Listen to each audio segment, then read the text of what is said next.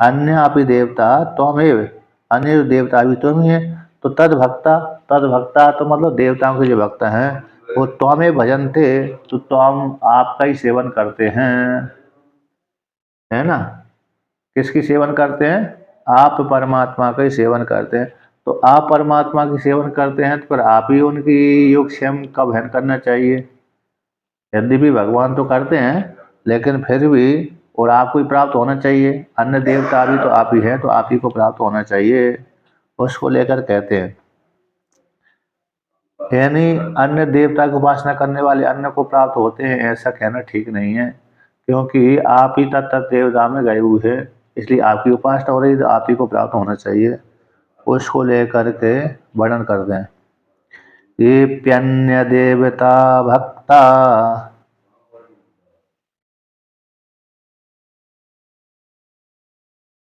यजन्ते श्रद्धयान्वितः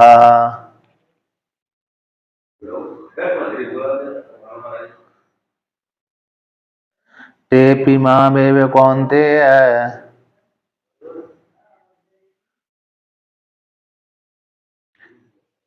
यजन्त्य विधिपूर्वकम्।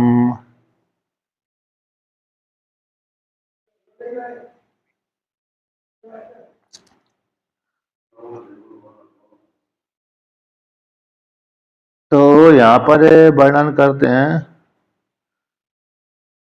यानी जो अन्य देवता हैं, अन्य देवता भी आप ही बने हुए थे, और आपके अन्य देवता की जो उपासना करते हैं तो वो भी आपकी शरण में आते हैं, ऐसे सामान्य रूप से कह दिया गया था।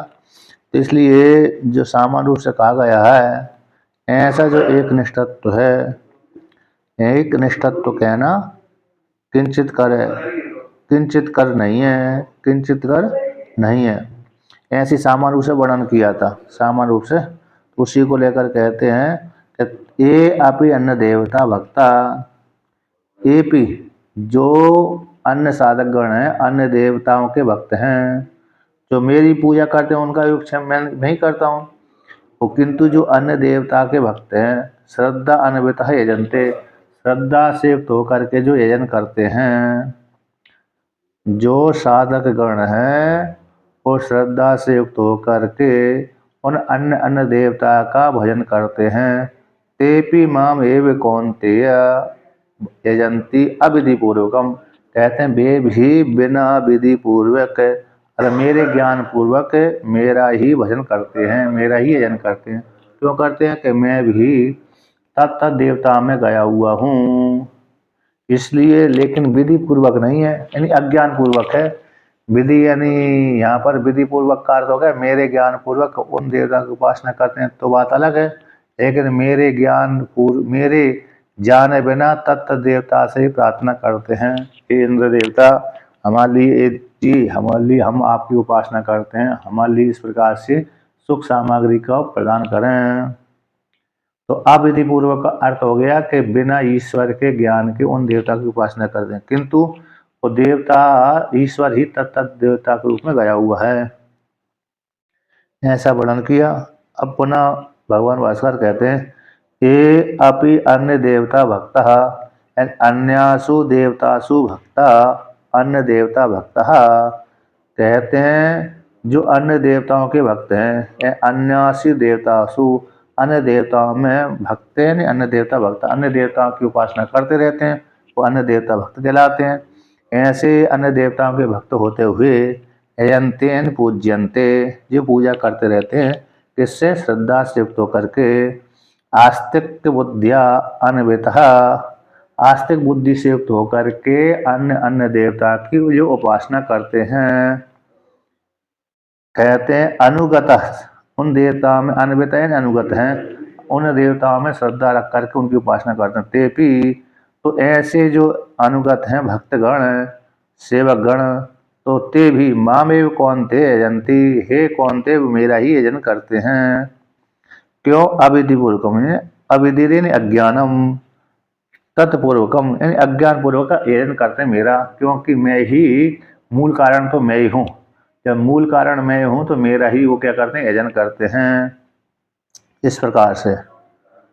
अब कहते हैं कस्मात् अविधि पूर्वकम यजंत इति उच्यते। किस हेतु से वह जो भक्तगण हैं अन्य देवता की उपासना करते हैं, किस कारण से आपका यजन करते हैं? अज्ञान पूर्वक। वसु आदि देवता है, वसु आदित्य इंद्र आदि देवता है, उनका ज्ञान पूर्वक तो व्यक्ति भजन करता है। वसु आदि है, इंद्र आदि देवता है, ज्ञान पूर्वक उनके भक्त होते हैं। तद याजिना, उन्हीं का यजन करते हैं। कथम आविधि पूर्वकम तेषाम यजनम इति, तो आपका यजन आप विधि पूर्वक कैसे करते हैं, जबकि वो अन्य देवता की उपासना करने वाले हैं। वो तो जानते हैं कि इंद्र देवता का मंत्र है तो इंद्र देवता की उपासना करना, ये वसु देवता का मंत्र है तो वसु देवता की उपासना करना, ये इंद्र देवता का मंत्र है तो इंद्र देवता की उपासना, है ना।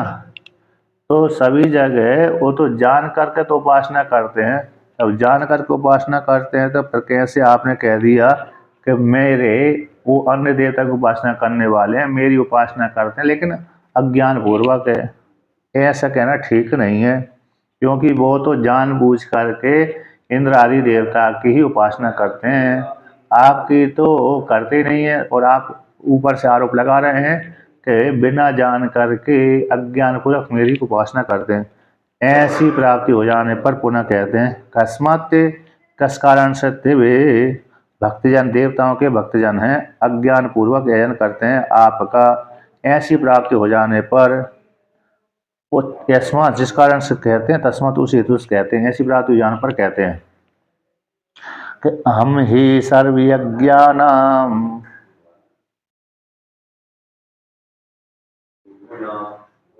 भोक्ता च प्रभुरेव च।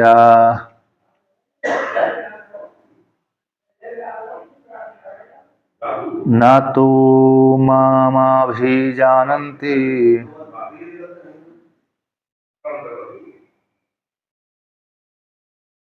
तत्त्वेन तस्चिवन्ति ते।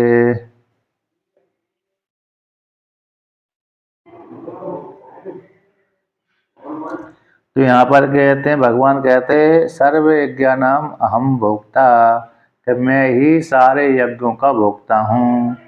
जो देवता भोग करते हैं, यज्ञों का आहुति लेते हैं या अग्नि देवता के माध्यम से, उन सारे यज्ञों का भोक्ता तो मैं ही हूँ। और कहते हैं भोक्ता ही अकेला नहीं हूँ, प्रभु रेव, सभी में समर्थ हूँ, सभी को शासन करने वाला हूँ, सभी यज्ञों का स्वामी हूँ। ऐसे मैं सभी का सारे यज्ञों का भोक्ता हूँ, सारे यज्ञों का स्वामी हूँ। ना तो माम अभिजानन्ति ते भक्तः, देवानां भक्ता, इस देवताओं के जो भक्त होते हैं वो मुझ वासुदेव को नहीं जानते, मुझ परमात्मा को नहीं जानते। न जानने के तत्व रूप से नहीं जानते। हाँ, जैसे इंद्र आदि देवते हैं उसी प्रकार से भगवान है, ऐसा तो जानते हैं लेकिन तत्व रूप से नहीं जानते। तत्व रूप से जानना है मतलब भाई वासुदेव परमात्मा ही इंद्र देवता बना हुआ है, ऐसा नहीं जानते। अतः इसी हेतु से न जानने कारण अतः इसी हेतु से न जानने कारण ते च्यवंती ते, आता कैसे च्युत हो जाते हैं। आता तो उनको च्युत मतलब हो जाते, च्युत च्यवंती का अर्थ तो च्युत होना, तो च्युत होना का अर्थ हो गया उनको सीमित फल की प्राप्ति होती है। उनको किनको, जो अग्नि आदि देवता की उपासना करने वाले साधक गण होते हैं उनको सीमित फल की प्राप्ति होती है। अन्य जो भगवान की उपासना करने वाले होते हैं उनको असीमित फल की प्राप्ति होती है। यद्यपि प्रयास दोनों का समान है, लेकिन भगवान की उपासना करने वाले को असीमित फल की प्राप्ति और देवता आदि की उपासना करने वाले को सीमित फल की प्राप्ति होती है, ऐसा भगवान ने कहा। अब वो उसको वर्णन करते हैं भगवान भास्कर कि देवतांतर का यजन करने वाले वो भगवान की भी यजन करते हैं अविधि पूर्वक, अज्ञान पूर्वक। इसमें यहाँ पर वर्णन करते हैं कि हम ही सर्वज्ञानाम, श्रोतानाम स्मार्तानाम च सर्वेषां यज्ञानाम देवतात्मत्वेन भोक्ता च प्रभुरेव च। कहते मैं ही सारे यज्ञों का, तो मैं ही सारे यज्ञों का, तो कौन से यज्ञ? स्मार्त यज्ञ और श्रोत यज्ञ। श्रुति के द्वारा कहे गए यज्ञों को श्रोत्र यज्ञ कहते हैं। श्रुति है न वेद है, तो वेद में जिन यज्ञों का प्रतिपादन किया गया है, जो वेद में नहीं कहे गए उसको स्मृति में कह दिया गया। तो श्रोत कर्म और स्मार्त कर्म, ये सारे कर्म है ना, श्रोत यज्ञ और स्मार्त यज्ञ, इन सारे यज्ञों का देवतात्म रूप से आता है। जिस यज्ञ का जो देवता है उसका आत्मा तो ईश्वर ही है। जिस यज्ञ का जो देवता है, अधिष्ठात्री देवता है, उसका उस देवता की आत्मा तो ईश्वर ही है, इस रूप से। तो सारे श्रोत यज्ञ यानी वैदिक यज्ञ और स्मार्त यज्ञ, उन यज्ञों का जो देवता है, उस यज्ञ का अभिमानी देवता, उस अभिमानी देवता का जो स्वरूप वो तो ईश्वर ही है। तो देवता का जो आत्मा, उस आत्मा रूप से वह परमात्मा ही भोगता है और प्रभु भी है, समर्थ है भोगने का। इसलिए यहाँ पर कहते हैं सारे सर्वेशाम विविधा नाम, सारे यज्ञों का वसु आदि देवता रूप से जितने भी यज्ञ हैं उनका वसु आदि आदित्य आदियों का हम ही भोगता। वसु आदि जो देवता हैं उनको उन रूप से वसु आदित्य आदि देवता रूप से मैं ही भोगता हूँ। मैं ही तत्त देवता रूप से मैं खाता हूँ। वसु के रूप में बैठ करके मैं ही खाता हूँ, इंद्र देवता के रूप में मैं ही खाता हूँ, अग्नि देवता के रूप में बैठ करके मैं ही खाता हूँ। यहाँ पर टीका में दिया है 327 नंबर पृष्ठ पे नीचे से तीसरी सर्वेशाम विविधानाम यज्ञानाम, जितने भी यज्ञ हैं उन सारे यज्ञों का यानी वसु आदि देवता रूप से उन यज्ञ को जो अभिमानी देवता है उन देवता के रूप से, जिस यज्ञ का जो अभिमानी देवता है उस देवता के अभिमानी रूप से बैठ करके मैं ही उन यज्ञों के फल का भोगता हूँ। यानी वसु आदि देवता रूप से मैं ही भोगता हूँ, स्वयं रूप से। यानी किस रूप से? कि अंतर्यामी रूप से, क्योंकि सभी के भीतर तो मैं ही बैठा हुआ हूँ अंतर्यामी बन करके। तो मैं ही स्वयं रूप से नहीं, अंतर्यामी रूप से। और प्रभु भी हूँ मैं, सभी को शासन करने वाला हूँ, सभी के भीतर बैठ करके नियमन करता हूँ। प्रभु च हमें प्रसिद्धमिति, इस प्रकार से प्रसिद्धि है लोक में। तो परमात्मा सभी के भीतर विराजमान रहता है, सभी की चेष्टा को जानता रहता है, सभी को वह शासन करता है, ऐसा प्रसिद्धि है। इसलिए मैं कैसे हूँ, सारे यज्ञों का भोक्ता हूँ, प्रभु हूँ। मत स्वामी को ही यज्ञो अधियज्ञो हमेव अत्र ही युक्तम, कहते यहाँ पर मत स्वामी को। तो यहाँ पर है वर्णन किया है जो यज्ञ है इस, तो मत स्वामी का, मेरे मत स्वामी को ही यज्ञ, मेरे स्वामी का ही यज्ञ है। और अधियज्ञ भी मैं हूँ, मेरे लिए। मत स्वामी का मेरा यज्ञ मेरे लिए, मेरे स्वामी के लिए ही यज्ञ, मेरे स्वामी का यज्ञ है ना। 24 है ना।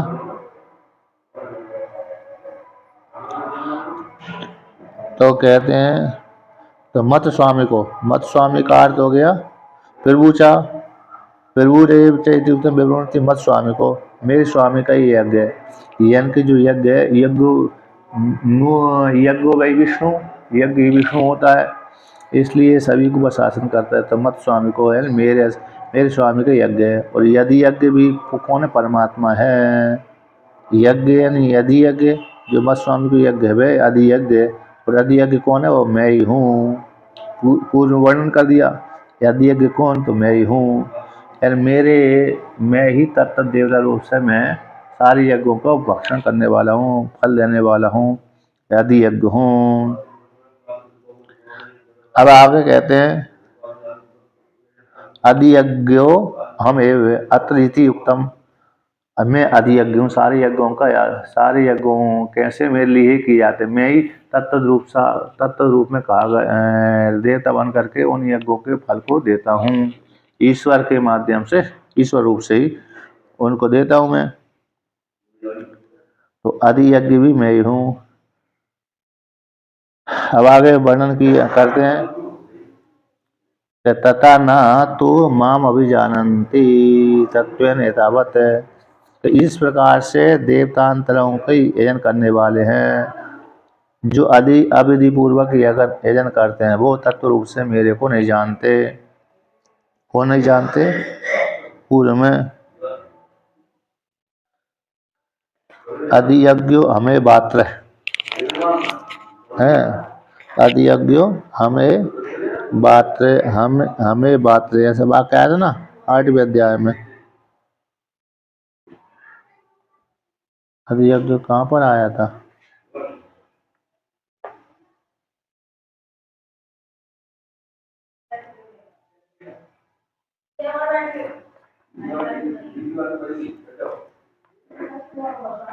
अक्षरो, तीसरा अध्यात्म, अक्षर अध्यात्म कर्म अधिभूतम अधियज्ञ, अधियज्ञ अधियज्ञ है ना। चौथा श्लोक था 8वें अध्याय का। तो चौथा यज्ञ 8वें अध्याय का था। उसमें यज्ञो भाई विष्णु, विष्णु ही यहाँ पर कहते हैं, विष्णु ही इस देह में यज्ञ है। विष्णु ही हम, मैं विष्णु हूँ। अत्र अस्मिन् देह में जो यज्ञ है तस् उसका हम अधियज्ञो। यहाँ पर शास्त्रीय व्यवहार स्थल में तो विष्णु भगवान को यज्ञ कह दिया गया। तो आज इस देह में जो यज्ञ होता है, इस शरीर के भीतर, इस शरीर के भीतर जो भी यज्ञ होता है तस उस यज्ञ का हम अधियज्ञो, देह के द्वारा निर्वर्त, देह के साथ संबंध रखता है, परमात्मा रह करके रहता है। तो वो अधियज्ञ भी कौन है? परमा विष्णु ही है, ऐसा वर्णन किया था। विहार स्थल में जो भी कुछ खाया पिया जाता है, जो भी कुछ खाया पिया जाता है वो परमात्मा ही है, वो परमात्मा के द्वारा ही भक्षण किया जाता है। इसलिए परमात्मा ही उस यज्ञ का स्वामी है, भोक्ता है।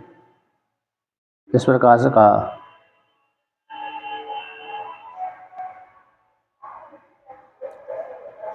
अधिकृत करके रहता है, ऐसा आया। अब आगे वर्णन करते हैं कि जो साधक गण भक्तगण हैं, अन्य देवता की उपासना करने वाले हैं, मेरा ही भजन करते हैं किंतु मेरे को नहीं जानते, तत्व रूप से नहीं जानते। इसलिए न जान करके मेरा ही यजन करते हैं, क्योंकि मैं सभी यज्ञों का भोगता हूँ, सभी शरीर के भीतर रह करके भक्षण करते, यज्ञ करता हूँ, हवन करता हूँ, ग्रहण करता हूँ। अतः अतश्च अविधि पूर्वकम इष्ट्वा यज्ञ फलात् चिवंती प्रचिवंते ते। इसी हेतु से सारे यज्ञों का भोक्ता होने पर, प्रभु होने पर, मैं मामा ये मेरे लिए ही यज्ञों का मैं भोक्ता और मेरे लिए यज्ञ किए जाते हैं। तो भोक्ता प्रभु हो जाने पर, भोक्ता भी हूँ और प्रभु भी हूँ, ऐसी प्राप्त हो जाने पर कहते हैं परमात्मा ही भोक्ता है और प्रभु है। ऐसे भाव, इस भाव को तीनों भक्त के द्वारा न जानने से यथावत भगवान ही सारे यज्ञों के भोक्ता है और भगवान ही सारे यज्ञों के स्वामी हैं। इस रूप से मुझ परमात्मा को नहीं जानते कौन? जो देवतांतर की उपासना करते हैं। इसी हेतु से मेरे लिए यज्ञ न करने कारण देवता के लिए यज्ञ करते हैं।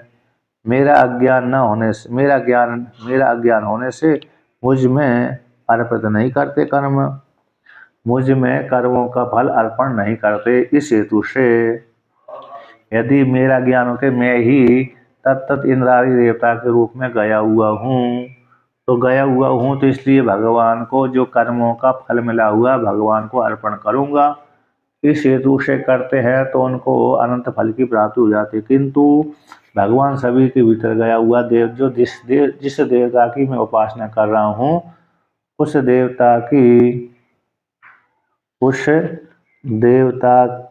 जिस देवता की मैं उपासना कर रहा हूँ ना, उस वह देवता भी इंद्रादि देव, वह भी परमात्मा ही है और परमात्मा ही उस यज्ञ का भोक्ता है, परमात्मा उस यज्ञ का स्वामी है।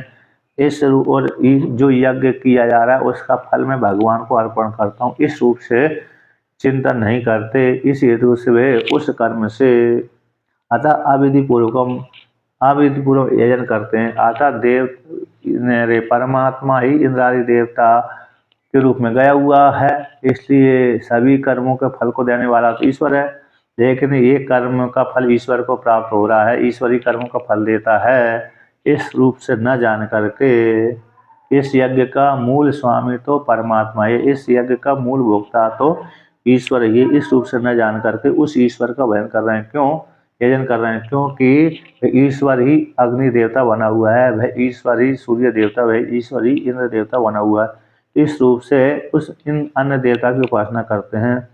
तो सभी जब गए हुआ ईश्वर, तो उस ईश्वर की ही अविधि पूर्वक यजन करके याग फल से कैसे च्युत हो जाते हैं। यज्ञों का जो फल है स्वर्ग आदि है, वो स्वर्ग आदि सीमित हुई उनको फल प्राप्त होता है। स्वर्ग आदि फल ही कैसा होता है? सीमित फल प्राप्त होता है, असीमित फल की प्राप्ति नहीं होती, क्योंकि उन्होंने ईश्वर बुद्धि से कर्म नहीं किया, बल्कि देवता बुद्धि से कर्म किया था, परिच्छिन्नता मान करके। तो परिच्छिन्न मान करके यज्ञ करने से वो उनको परिच्छिन्न फल की प्राप्ति हुई। अब पुनः कहते हैं कि ये अपि जो अन्य देवताओं के भक्त हैं, भगवत के तत्व को ज्ञान न करने से, भगवान के तत्व का ज्ञान न होने से कर्म फल से विच्युत हो जाते हैं। तो देवतांतर का यजन नहीं करना चाहिए, सारी उनको तो देवताओं का जो यजन है, देवतांतर का जो यजन है करना नहीं चाहिए, ऐसी प्राप्ति हो जाने पर कहते हैं, क्योंकि उनके फल वो तो फल से च्युत हो जाते हैं। जो भगवान को नहीं सीमित फल मिलता है, यज्ञ का फल मतलब सीमित फल रहेगा। जो भाई भाई ईश्वर अर्पण बुद्धि से किया कर्म है तो ज्यादा फल दे देगा, और देवता अर्पण बुद्धि से कर्म किया तो कम फल देगा। वही कर्म में इंद्र आदि देवता संबंधी कर्म किया है तो ईश्वर अर्पण बुद्धि से किया है तो फिर ज्यादा फल मिलेगा, देवता अर्पण बुद्धि से कर्म किया है तो कम फल हो जाएगा। यानी जो यज्ञों का कर्म का जो फल है वो ईश्वर को अर्पण कर दिया, इस रूप से करते हैं तो अनंत फल की प्राप्ति हो जाती है ना। और फिर कहते हैं सभी, और दूसरी बात ये है कि जो इंद्र आदि देवता में जो जो समय लगता है, भाई ईश्वर के भजन में समय लगता है, इसलिए ईश्वर का भजन करना चाहिए, ना कि इंद्र आदि देवता का। ईश्वर का भजन करना चाहिए, ईश्वर के भजन करने से ज़्यादा फल की प्राप्ति होगी, और देवताओं के भजन करने से कम फल की प्राप्ति होती है, ऐसा भी है। इस तो इसलिए यहाँ पर ईश्वर का सबसे ज़्यादा भजन किसका करें? ईश्वर का ही। उसको लेकर कहते हैं कि ये अपि अन्य देवता भक्ति मत्वेन अविधि पूर्वक यजन्ते, जो अन्य देवता के भक्त हैं, अन्य देवता में भक्ति है, भक्ति रूप से, भक्ति मत रूप से, भक्तिमान है, अन्य देवता की भक्ति करते हैं, लेकिन वो वास्तविक रूप से तो आपका ही भजन करते हैं, क्योंकि वह देवता भी आप ही हैं। अविधि पूर्वक आपका यजन करते हैं। ऐसे यजन करने वाले तेसा उन कर्मों का जो फल है याग फल अवश्यम भावी, याग का फल उनको अवश्य रूप से फल की प्राप्ति होगी, लेकिन वो सीमित होता है। जो अन्य देवता की भक्ति वाले हैं और अविधि पूर्वक आपका भजन करते हैं, ऐसा ऐसे भजन करने वाले को, यजन करने वाले को याग का फल, जो याग का फल है वो सुनिश्चित रूप से उनको प्राप्त होता ही है, लेकिन वो कैसे सीमित है, सीमित फल की प्राप्ति होती, असीमित फल की प्राप्ति नहीं होती। खत्म। किस प्रकार से उनको याग का फल अवश्यम रूप से प्राप्त होता है, तो कहते हैं तो इस प्रकार से अगले श्लोक के द्वारा 25वें श्लोक के द्वारा वर्णन करते हैं कि यान्ति देवे व्रतः देवान्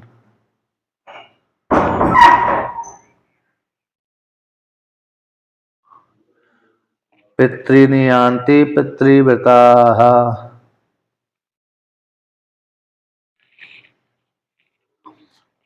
भूतानि यान्ति भूतेज्या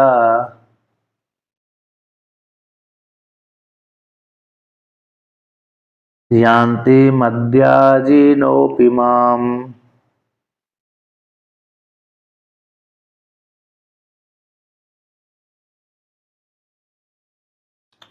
तो यहाँ पर कहते हैं यानी देवतांतर का यजन करने वाले व्यक्तियों का भगवान से इतर देवता की जो उपासना करते हैं उनको फल कौन सी प्राप्ति होती है?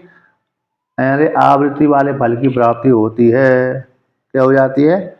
आवृत्ति वाले फल की प्राप्ति होती है, लौटना पड़ता है उनको, पृथ्वी लोक में आना पड़ता है। इसलिए तत्त देवता का याग के अनुरूप फल की प्राप्ति निश्चित है।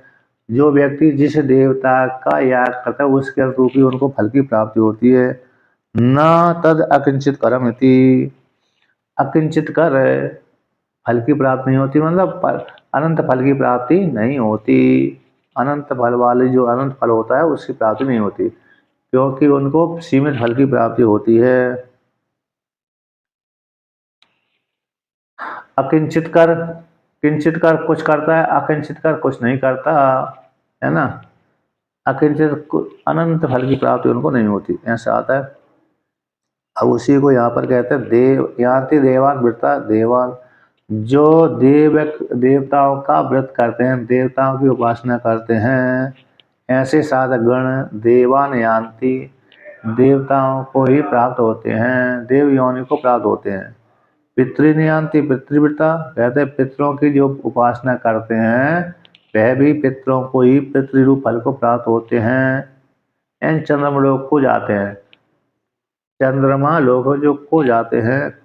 भूतानि यान्ति भूतेज्या, भूतों का यजन करने वाले, भूते इज्य एन भूतों का यजन करने वाले, भूतानि यान्ति भूतों को ही प्राप्त होते हैं। और कहते हैं मध्य मध्य याजिनो पीमा, जो मेरे यजन करने वाले मेरे को प्राप्त होते हैं। जो मेरा यजन करने वाले हैं वो मेरे को प्राप्त होते हैं।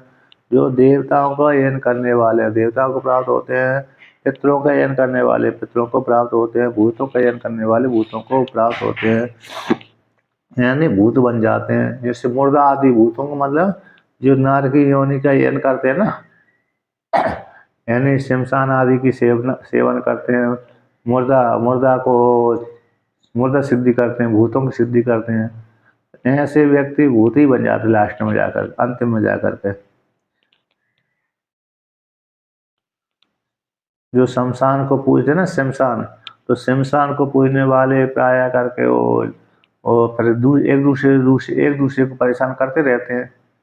ज्यादातर ऐसे ही होते हैं जो शमशान को पूजन करते हैं, तो इधर का भूत उधर लगाया, उधर का भूत इसमें लगाया, इसका भूत उसमें लगा दिया, उसका भूत इसमें लगा दिया, ऐसा करते रहते हैं। इसलिए वो अंत में कैसे भूतों को प्राप्त हो जाते हैं। यानी उनको फल कैसे, अरे शमशान वाले का तो फल अच्छा नहीं रहता, लेकिन देवता वाले उपासना करने वाले तो ठीक ही होते हैं, लेकिन वो देवताओं को ही प्राप्त होंगे। कौन सी?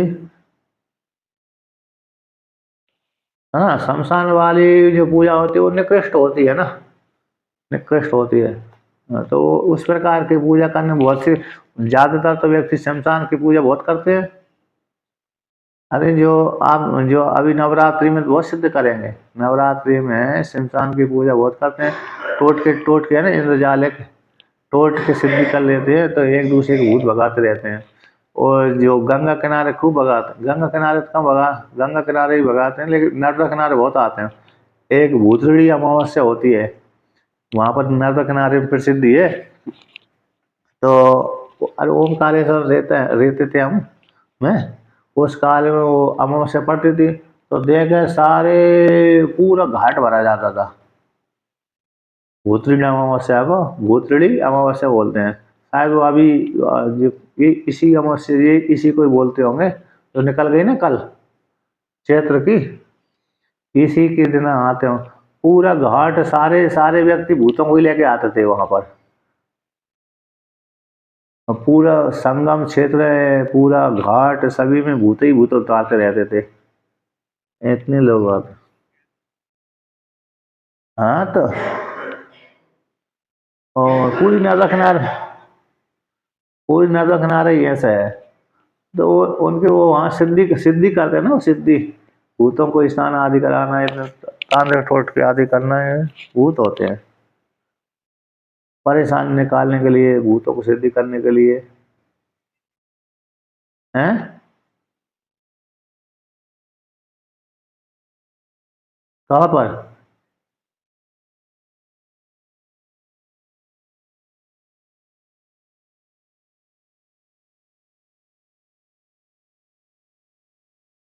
हाँ वो अच्छा वो बास में आएगा ना? हाँ बासमत पर बताएंगे।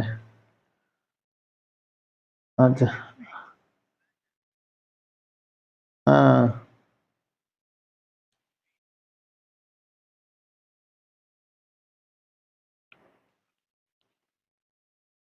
और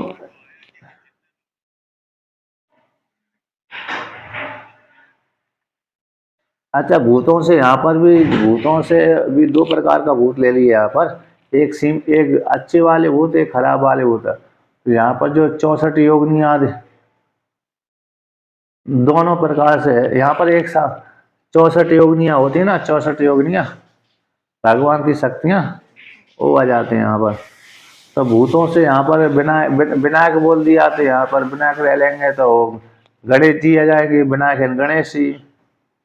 तो गणेश जी के देवता हो गए भूतों के। अरे जहाँ पर 64 योगिनियाँ होती है, 64 योगिनियों की ओर सीमित जो देवता हो जाते हैं कम फल वाले। जैसे जो कर्ण प्रशासनी होती है ना, कर्ण प्रशासनी, और जो भैरवी भैरवी जो सिद्धियाँ होती हैं, छोटी छोटी सिद्धियाँ, यदि भी सात्विक होती है लेकिन हैं। हाँ हाँ, डाकनी शाकनी भी होती है। मैंने तो नीचे वाली भूतों को बोल दिया, शमशान वाले की, लेकिन ये ऊपर के भूत ले लिए यहाँ पर। तो ऊपर वाले मतलब जो देवताओं की जो शक्तियाँ होती हैं कमजोर, कम फल वाली, कम सामर्थ्य वाली, उनकी जो उपासना करते हैं, दोनों प्रकार से होती हैं। अब भूत पिशाच पिशाच आदि की उपासना करने वाले और नार की योनि वाले हो जाते हैं। और जो सीमित है, कर्ण पिशाचनी पिशाचनी आदि की सिद्धि करते हैं इंद्रजाल के माध्यम से। मंत्र मारणा में इनकी प्रक्रिया आती है। इनके बाद मंत्र मारणा नाम की पुस्तक है, उसमें इस सिद्धियों का वर्णन आता है। तो उसमें लिखा है कि ऐसे मंत्र को इस मंत्र को जाप करेंगे तो सिद्धि की प्राप्त हो जाएगी, ये मंत्र जाप करेंगे तो सिद्धि की प्राप्ति हो जाएगी। एक महात्मा नर्मदा किनारे है, और नर्मदा किनारे कहाँ पर है? अरे अमरकंटक से नीचे जो पंचधारा है, कपिल धारा आएगी, कपिल धारा से 5 किलोमीटर नीचे, 2-3 किलोमीटर नीचे पंचधारा आती है। 2-3 है कि 5 है। अब वहाँ पर वो किसी काल विशेष ऋषिकेश में रहता था, महाराष्ट्र का महात्मा है। तो ऋषिकेश में जादूगर देखा उसने, तो जादू को देख करके उसने दूसरी वस्तु दिखा दी है जादू को देख करके। उसने कहा मैं भी सीखूंगा। उसने कहा ये तो तांत्रिक है, मतलब पिशाचनी आदि होती है उसकी सिद्धि। यक्षिणी यक्षिणी यक्षिणी सिद्धि करने के लिए नर्मदा किनारे आ गया। तो यक्षिणी सिद्धि तो करते करते करते वो उसको बड़ी यक्षिणी की सिद्धि इच्छा हो गई। छोटी छोटी यक्षिणी तो कम है, अरे धन देती है, कम शक्ति देती है, लेकिन बड़ी यक्षिणी ज्यादा धन देती है। तो बड़ी यक्षिणी के चक्कर में पड़ गया। तो अभी वो साधना कर ही रहा है, हुआ पूरी हुई कि नहीं हुई, लेकिन उसको अनुभूति जरूर हो गई। भजन करता रहा, वैष्णव महात्मा था। तो भजन करता था, बोलता था मेरे को अरे नरदा जी के दर्शन भी हो जाते थे स्वप्न आदि में। तो इस प्रकार से अकेला रहता है जंगल में, भालू आदि आते रहते हैं उसके पास में। कभी कभी शेर भी, बाघ भी आते रहते होंगे नजदीक में उस काल में, तो अभी तो नहीं है वहां पर। भालू तो है अभी भी। पंचधार कपिल धारा है ना, कपिल धारा से 5 किलोमीटर नीचे है, पूरा जंगल है वो। एक आध रात तो मैं भी रुका था वहां पर परिक्रमा में। अच्छी अच्छी जगह है वो। ऐसा लगता नहीं है कि वहाँ। हाँ, रात को सुनसान हो जाती है, कोई भी नहीं रहता है, सुनसान बने रहते हैं। खाने पीने के लोग अच्छा एक विशेषता है, वो खाने पीने के लाते रहते हैं लोग, जिसको जो वहां से कमी नहीं रहती उसकी, बाबा की। और नरदा जी भी कहीं लोग भी नहीं होती वहां।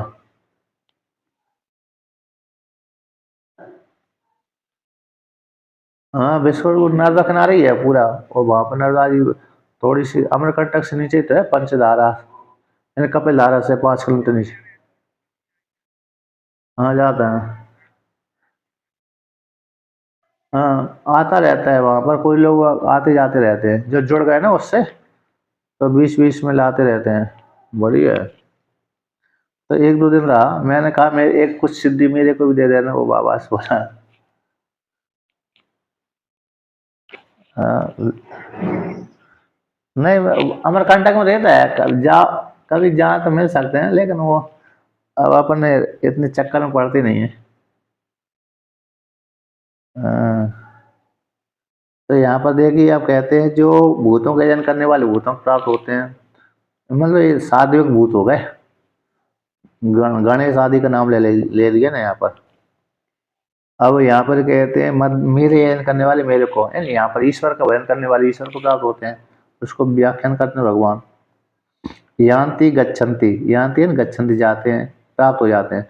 देवव्रता देवेशु व्रतम नियमो भक्तिश्च येषां ते देवव्रता देवा नयान्ति। देवताओं का जो व्रत है, देवव्रत है, देवों में जो व्रत है, नियम व्रत है, नियम यानी भक्ति, नियम भक्ति प्राण आदि, उनका इस प्रकार से अरे वो व्रत करना, इस प्रकार से आराधना करना, श्रद्धा करना। भक्ति यानी श्रद्धा हो गई, आस्तिक बुद्धि। और व्रत का अर्थ होगा नियम, इस प्रकार से यज्ञ करना, इस प्रकार से चिंतन करना, इस प्रकार से पाठ करना है, इस प्रकार से उनका पूजा करना है, वो सारे उसी में जाता है। सुबह उठ करके स्नान आदि करके फिर उनकी पूजा, पत्र पुष्प फल आदि चढ़ाना, पाठ करना, यदि यज्ञ है तो यज्ञ करना उसमें, वो सारे उसमें जाते हैं, यम नियम आदि। तेषां वे देवव्रता, देवों को ऐसे देवता का यजन करने वाले व्यक्ति अंतिम में, ऐसा नहीं एक दिन करके छोड़ दिया हो, कई वर्षों तक, कई कई वर्षों तक करते रहते हैं। जब कई वर्षों तक करेंगे तो फिर उसको फिर अंतिम में उसी फल को प्राप्त होते हैं।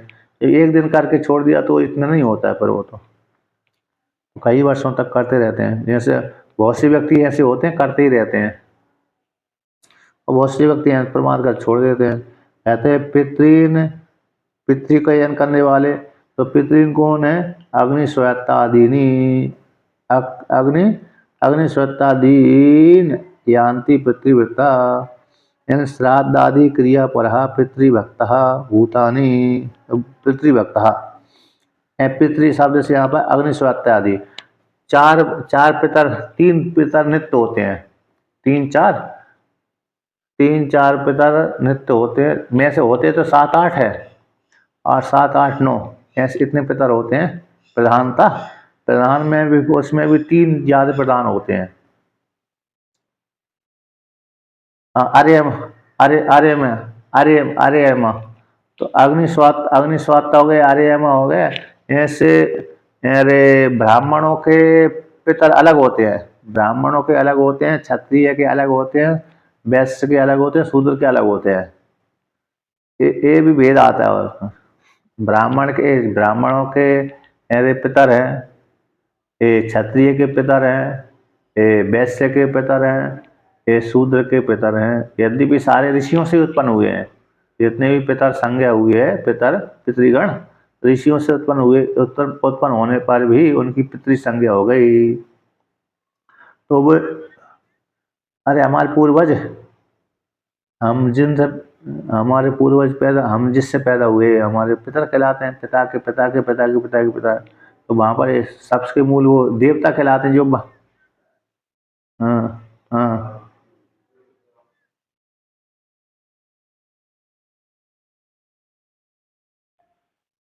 हाँ, ये सब,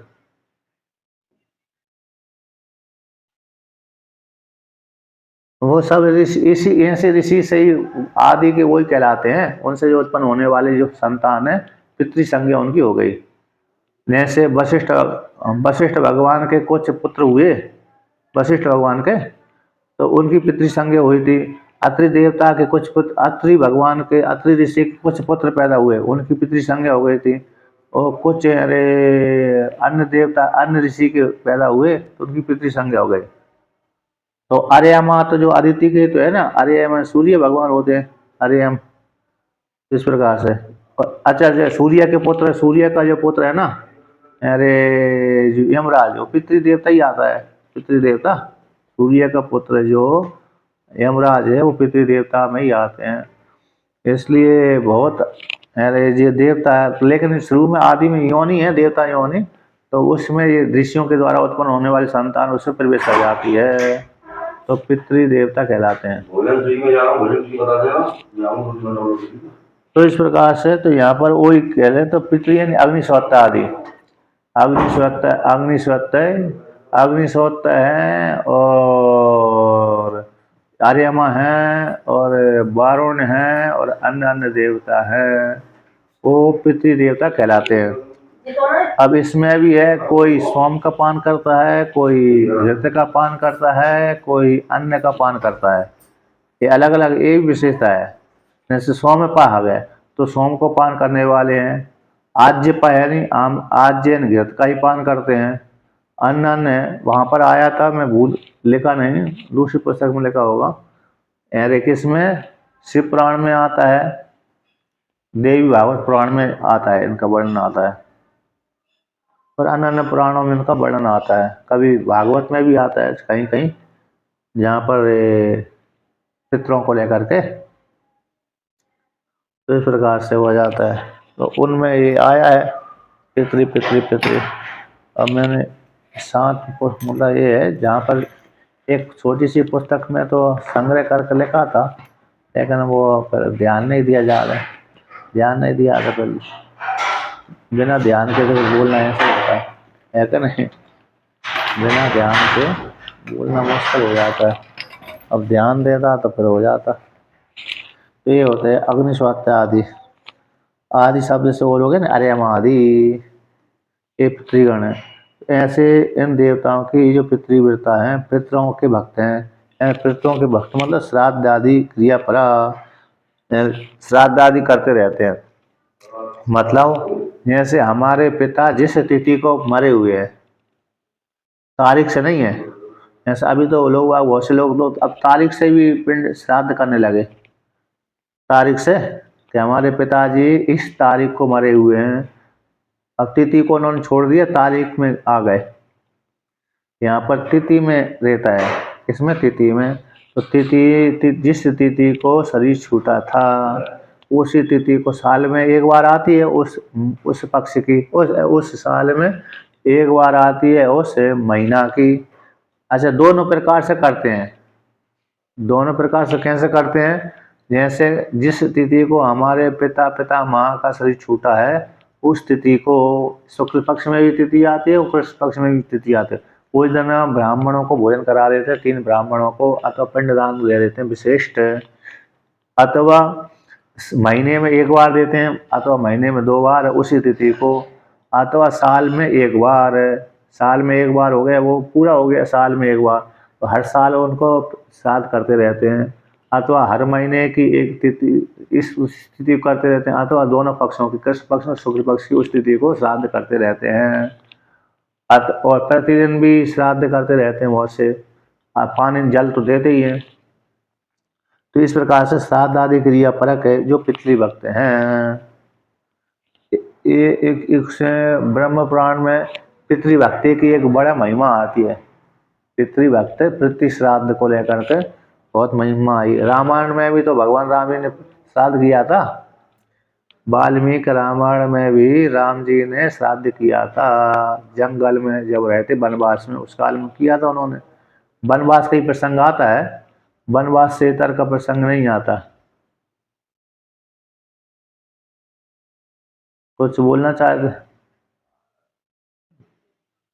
हाँ,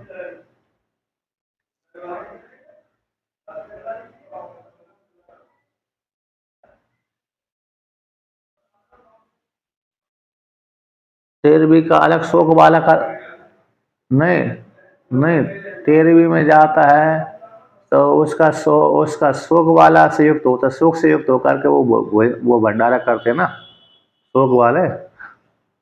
हाँ, लेकिन वही महात्मा जी का शरीर छूटता है, उसमें तो वो कोई शोक ही नहीं रहता, वो तो आनंद से कहते हैं खूब, उसमें उसमें वो विचार ही नहीं आते, उसमें तो दान दक्षिणा का और आता है, तो दान दक्षिणा भोजन करते हैं, और यज्ञ का तो अलग ही बात है। इसलिए महात्मा का तो जबरदस्ती उन्होंने चालू कर दिया महात्मा लोगों ने तो, है क्या नहीं। तो इस प्रकार से अब उसमें ये है कि अपनी उपासना के बल के अनुसार उनको लोकांतर फल की प्राप्ति हो जाती है। तो देखिए, तो ये श्राद्धादि क्रिया परा, मतलब इसको श्राद्ध करते रहना चाहिए। ये पितृभक्त है ना।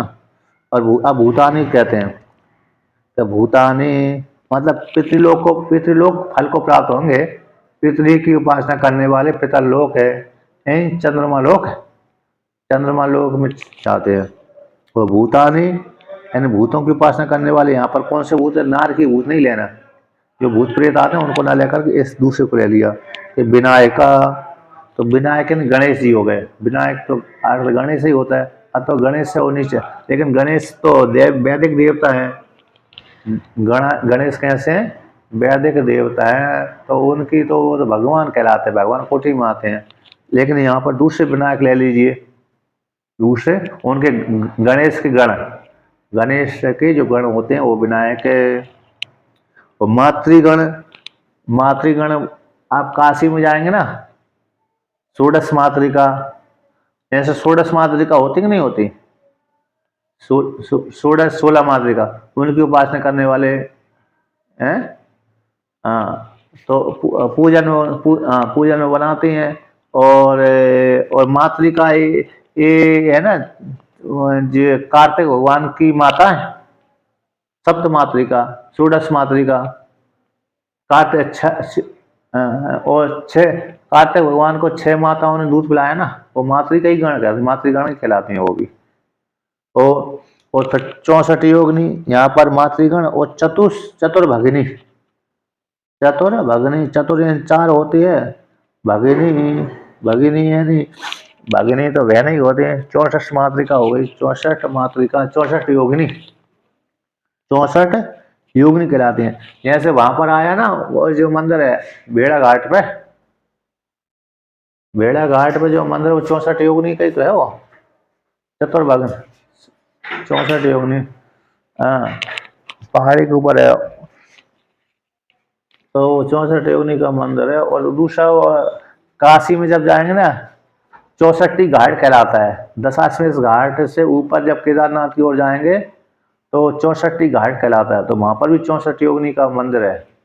हाँ, तो एक ही देवी, एक ही मंदिर है, लेकिन वो 64 घाट उसी देवियों से वहां पर रह करके भगवान शिव जी को लिए, और राजा को मनाने के लिए गई थी वो, फिर शिव जी को बुला लो, तो इसलिए वहां पर 64 घाट पे बैठ करके ही रह गई, वो आई नहीं है, शिव जी के पास में लौट कर नहीं गई, वहीं पर मंदिर बनाकर पूजा करने लगे।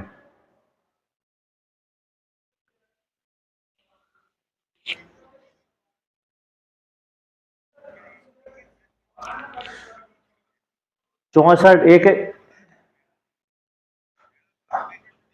नहीं 64 ही है वो, 64 संख्या है उनकी, एक एक, हाँ 64 संख्या, एक एक करके 64 है।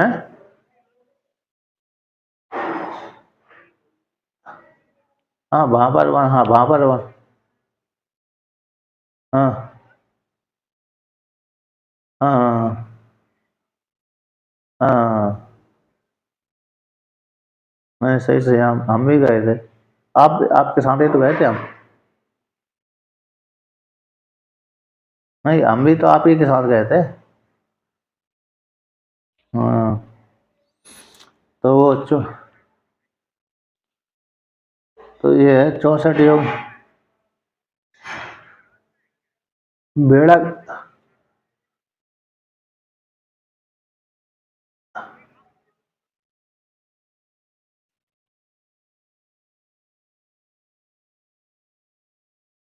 मतलब जैसे, हाँ, मतलब ये है कि, हाँ हाँ, नवरत्न जबलपुर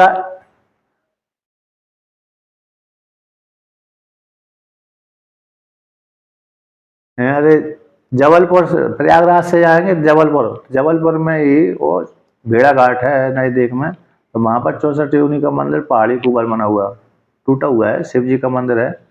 तो वहां से नजदीक में वो है, हाँ, नंद सवारी, हाँ हाँ हाँ हाँ। और दूसरा वहीं से 20 30 40 30 किलोमीटर दूर है वो है। और फिर प्रयागराज से काशी में जब जाएंगे 64 घाट ही है, तो वहां पर 64 उन्हीं का मंदिर है। तो इस प्रकार से। और चतुर्भगनी है, चतुर चार होते हैं, भगनी यानी बहन भी होती है। भाग्येश्वर, भाग्य यानी ऐश्वर्य भी होता है। भाग्य यानी भगनी भी होती है, बहन भी होती है। तो ऐश्वर्य होते हैं नहीं मातृगण आदि। तो यहाँ पर विनायक, विनायक बोल दिया ना, विनायक गण। तो मतलब जो अरे वैदिक देवता है, लेकिन उनके वैदिक देवताओं के सेवक है। जैसे हाँ, गण गण हो गए, विनायक, मातृगण, चतुर, भगनी आदि। तो वो देवता हो, मतलब ये तांत्रिक कोटि से ऊपर वाले हैं। ऐसे हैं, मतलब दैविक शक्ति देने वाले हैं, श्रेष्ठ शक्ति देने वाले हैं, और जल्दी प्रसन्न हो जाते हैं। वो जो मैंने भूत प्रेतों की सिद्धि कही, उससे उस वो तो निकृष्ट कोटि आ गए। कौन से आ गए वो भूत? निकृष्ट कोटि वाले। ये तो दैविक आदि, क्योंकि मातृगण अरे वो तांत्रिक वो नहीं है, यानी भूत प्रेत वाली वो नहीं है वो। हाँ, ये मतलब वैदिक वैदिक पूजा में आते हैं। विनायक है, अष्टविनायक है, अष्टविनायक है ना, अष्टविनायक और मातृगण और षोडश मातृका, सप्त मातृका, अन्य अन्य मातृका, इस प्रकार से। और 64 योगिनी।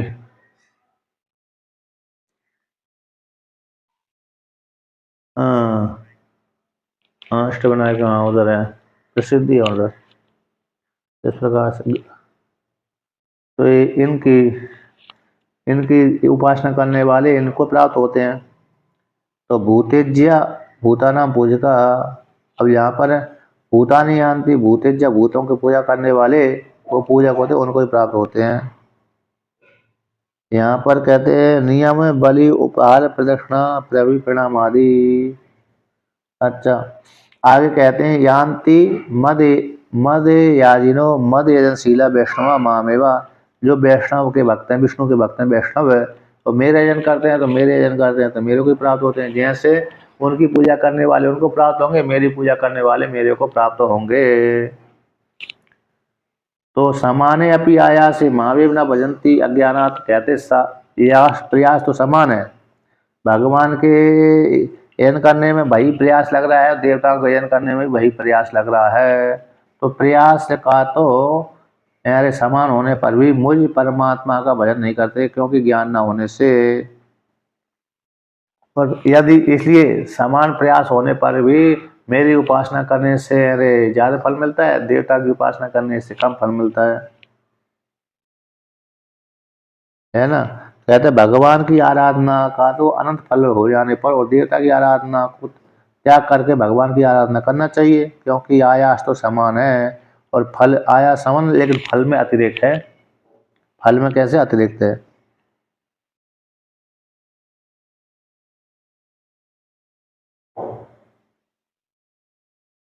यदि दोनों में समान आयास है तो फल भी समान होना चाहिए। नहीं, समान फल नहीं है। दोनों की आराधना का फल समान नहीं, बल्कि भिन्न भिन्न है। प्रयास तो समान है, प्रयास तो समान है, लेकिन फल में भिन्नता है। ईश्वर की आराधना में फल ज्यादा मिलता है, देवताओं की आराधना में फल कम मिलता है। तेन तेन ते अल्प फलो भाजी भाजो भगवंती तत्। इसलिए जो अज्ञान से अधीन होकर के देवता की आराधना करते रहते हैं, उनकी फल को भी न्यूनता हो जाती है। अर्थात इसी हेतु से अल्प फल के भागी होते हैं। कौन होते हैं? देवता की आराधना करने वाले। ऐसे वो भक्तगण, उन देवता की यजन करने वाले भक्त हैं, सेवक गण हैं, उनको अल्प फल के भागी होते हैं। मेरी उपासना करेंगे ज्ञान पूर्वक तो अनंत फल की प्राप्ति हो जाती है। कहते न केवलम मद भक्ता नाम अनावृत्ति लक्षणम अनंत फलम सुख आराधनम आराधनश्च हम। कहते हैं मेरे भक्तों की, जो मेरे भक्त होते हैं, भगवान के भक्त होते हैं, उनको अनावृत्ति लक्षण अकेला फल नहीं मिलता।